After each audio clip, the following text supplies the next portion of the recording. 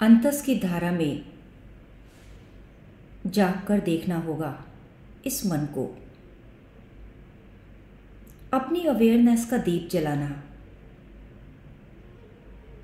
बाहर की दोनों आंखों से हटकर भीतर की आंख में विराजमान हो जाना,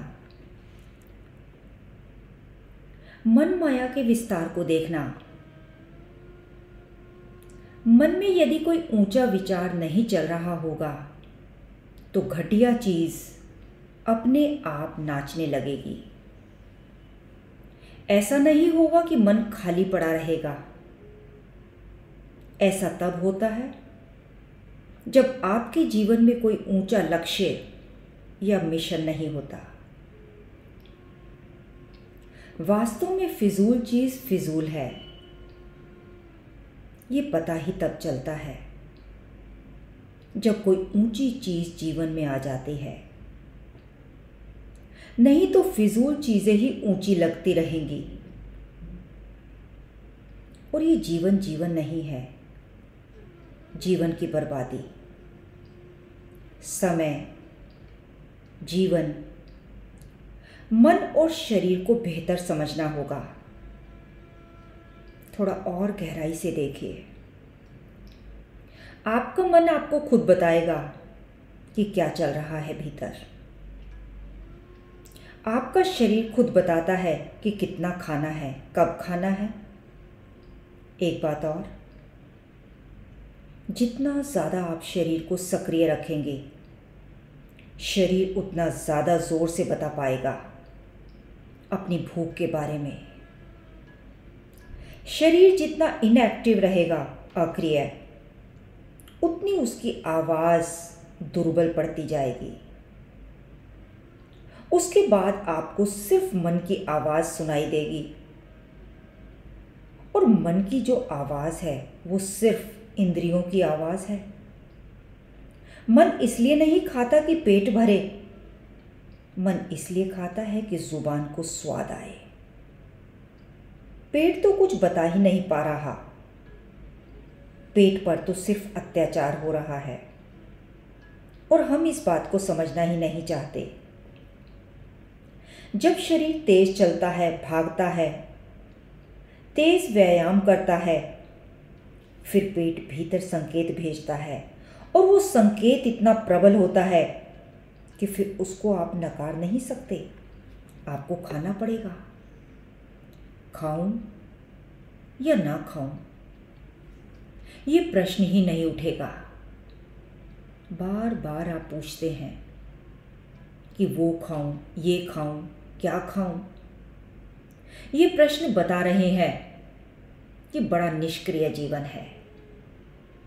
जीवन को जरा सक्रिय बनाइए। खाना आपको नहीं खाना है, खाना पेट को खाना है। पेट को मांग करने दीजिए, हाथ को उस मांग की आपूर्ति करने दीजिए। आप अपने आप को बीच में से हटाइए। आप रहेंगे तो फिर खाना पेट के लिए नहीं होगा, फिर खाना जुबान के लिए होगा।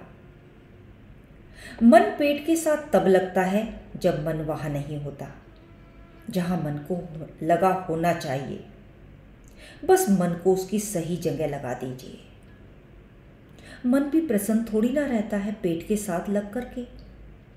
कहाँ उसे बैठना था और कहाँ बिठा दिया पेट की गुड़गुड़ के साथ। मन को जाना था सहस्त्रार कमल की ओर, लगा दिया उसे मल की ओर। मन प्रसन्न थोड़ी ना रहेगा।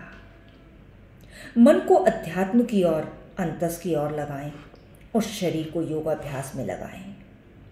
शरीर भोजन खुद मांग लेगा। फिर मन को माध्यम बनाने की या मन के हस्तक्षेप की जरूरत नहीं रहेगी। मन को उसकी सही जगह पर बिठाइए। इसी मन की स्थिरता के लिए हम भगवत गीता का अभ्यास कर रहे हैं। नेक्स्ट श्लोक में भगवान कह रहे हैं, पुरोहितों में मैं मुखिया बृहस्पति यानी गुरु मुझको जान, हे पार्थ। ध्यान रहे, गुरु भी यहाँ 3 प्रकार के होते हैं। जो पहला गुरु है वो है शास्त्र, यानी शास्त्रों को पढ़कर ज्ञान लेना। परंतु इस ज्ञान के साथ हमारा अहंकार नहीं टूटता, हम अपनी ही सोच को सही मान लेते हैं क्योंकि भीतर अहंकार है। इसीलिए इस ज्ञान में फायदे के बदले खतरा ज़्यादा है, लेकिन इसे भी गुरु की कैटेगरी में डाला।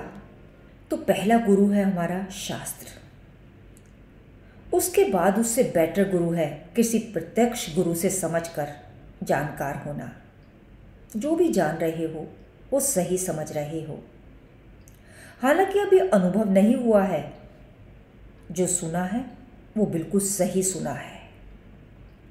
फिर है उत्तम ज्ञान यानी परम ज्ञान। जब भीतर का बृहस्पति गुरु जाग जाए, वो सहज गुरु, सहजात्मा, उसके बाद वो ज्ञान जो बाहर आ रहा है वो उत्तम ज्ञान, यानी जो बृहस्पति वो मैं हूँ। यहाँ भगवान अपनी विशेष विभूति बता रहे हैं। नेक्स्ट श्लोक में भगवान कह रहे हैं, हे पार्थ, मैं सेनापतियों में स्कंद और जलाशयों में समुद्र हूँ। स्कंद यानी गणेश और कार्तिक, इसको समझना होगा ध्यान से। बाहर की तरफ जब हमारी वृत्तियां भागती हैं तो उसे अटकाने वाला कोई एजेंट होता है। बाहर आमंत्रण है, पाप करने के सारे निमित्त हैं, पाप करने की इच्छा भी है, पाप का आयोजन भी है, आमंत्रण भी है, वृत्ति भी है। तब अचानक तुम्हें आकर कोई रोक दे, उसे कहते हैं सेल्फ कंट्रोल। बहुत मन कर रहा है कुछ गलत काम करने का, तब अपनी उस वृत्ति को रोकना। भीतर कोई ऐसा बैरियर है जो एक कदम आगे नहीं बढ़ने देता। यह है सेल्फ कंट्रोल यानी कार्तिक। आत्म अनुशासन, सेल्फ डिसिप्लिन बहुत ज़रूरी है, जो हमें गलत की तरफ जाने से रोकता है। भगवान कह रहे हैं मैं वहाँ खड़ा हूँ। नेक्स्ट श्लोक में भगवान कह रहे हैं जलाशयों में मैं समुद्र हूँ। इसका बहुत गहरा मतलब है, इसको हम नेक्स्ट वॉल्यूम में डिटेल से जानेंगे। तब तक इंतज़ार के बलों में रहना। तड़प के देखो, तड़प के देखो किसी की चाहत में, तो पता चले कि इंतज़ार क्या होता है। यूं ही मिल जाए अगर कोई बिना तड़पे, तो कैसे पता चले कि प्यार क्या होता है। जागे रहना, इंतज़ार के बलों में रहना। ओम शांति।